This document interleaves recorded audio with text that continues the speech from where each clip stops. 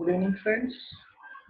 I'm Dr. Sagar Sadashiv Waghmare, Assistant Professor, Department of English, Parle Dilip Chitre Associations, Sathaye College, Dilip East, Mumbai.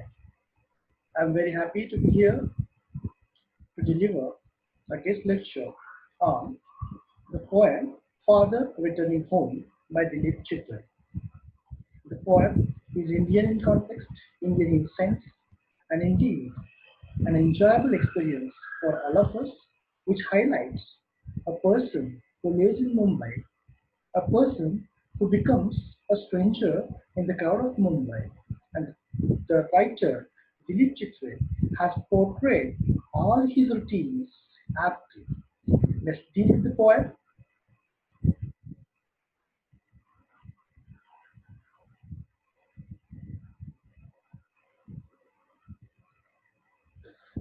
Father Returning Home is the poem, as I told you, written by Dilip Chitre. Dilip Chitre was born on 17th September 1938 and he died on 10th December 2009. He was one of the foremost Indian writers and critics to emerge in post-independence India.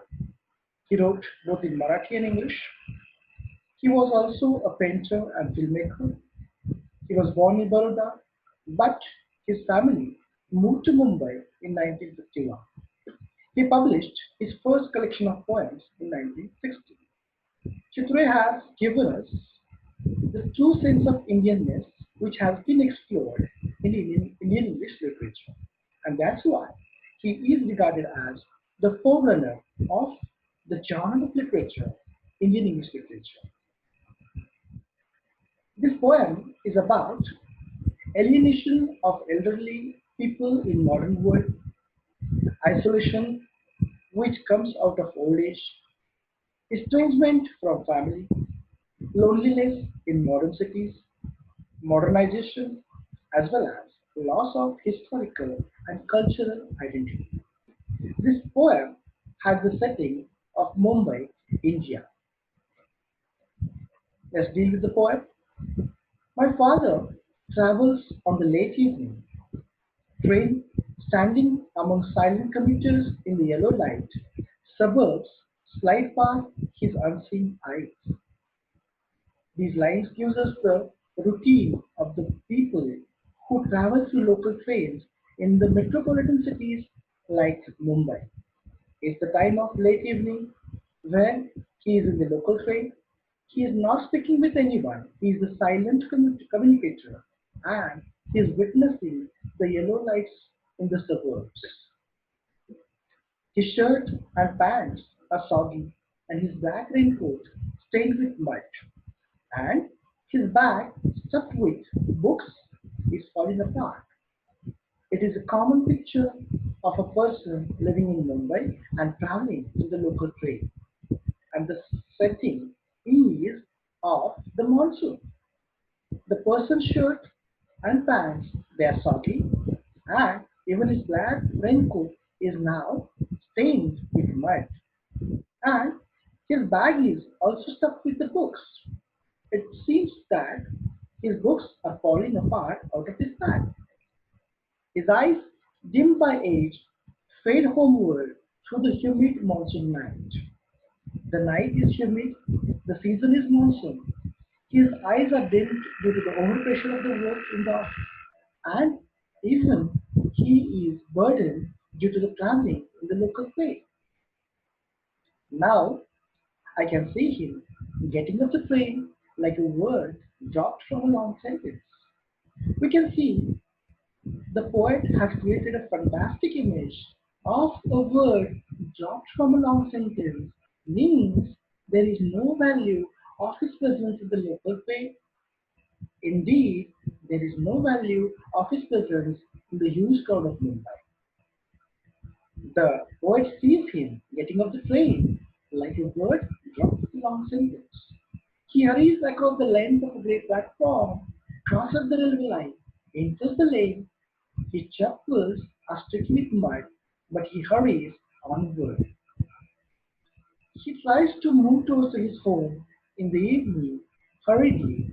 His chappals are now sticky with mud because he has traveled a lot to the roads, to the platforms, to the local trains, to the mud, and so on. But still, he wants to go to his home. Home again, I see him drinking weak tea, eating a stale chapati, reading a book. It is the common picture when a father or when a person, head person of the family, returns to home after the official duties, brings weak tea. The tea is not also hot enough. He eats the stale chapati and tries to read a book. He goes into the toilet to contemplate man's estrangement from a man-made world. And this is the reality of the world. We cannot now deny this reality. She tries to think over the estrangement from this man-made world. And my dear friends, we can understand the fact that literally we are being isolated, we are being alienated from this man-made world. We are living alone, and there is no one is with us with whom we can discuss the things coming out of. He trembles at the sink, the cold water running over his brown hands. A few droplets cling to the gray hairs on his wrist. See what a picture the poet has created. He trembles at the sink, and the cold water runs over his brown hands. A few droplets of the water cling to the gray hairs on his wrist. He has finally portrayed the image of graying hairs on his wrist as well. His own children have often refused to share jokes and secrets with him. He will now go to sleep listening to the static on the radio, dreaming. His children also, they have not developed any kind of affectionate relation with their father. They even do not share any kind of joke and secrets with him. And because of this, he will just go to sleep. He will try to listen to some static songs on the radio and dreaming of his ancestor and grandchildren, thinking of nomads entering a subcontinent through a narrow pass. He tries to think about his ancestors, grandchildren, thinking of nomads entering the subcontinent through a narrow pass, which is referred as the Khyber Pass. He tries to think about his forefathers and even of his grandchildren, and he explores that he has lost communication with his own children. The Khyber Pass is the best natural land route to India through the Hindu Kush mountain range. It is one of the most famous mountain passes in the world with a long and often violent history. It has been not only a major trade route for centuries, but also an entry point for conquering armies carrying on the invasions. A very interesting curiosity is that Khyber seems to be a Hebrew name. Its meaning is related to Hebrew root Chet Resh, the verb to connect, to couple, to join, which implies partnership, junction, intimate union. That connection, partnerships, union, which this modern man has lost. And we can understand the thing that this father has lost his all relations. He's just alone in the city, crowded city like Mumbai.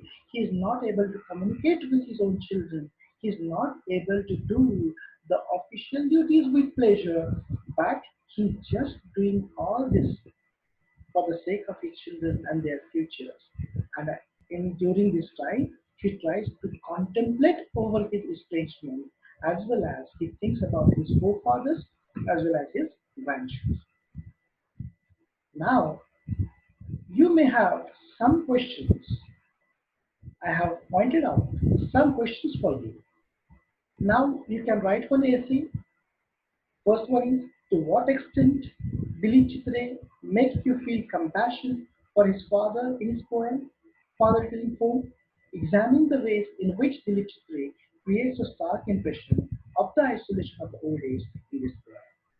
I am really thankful to Dr. Annie John, Head Department of English, R Burla Mahila Mahavidyalaya, and the chairperson of Board of Studies in English for giving me this an opportunity to share my opinions about this poem with you. Thank you. Thank you very much.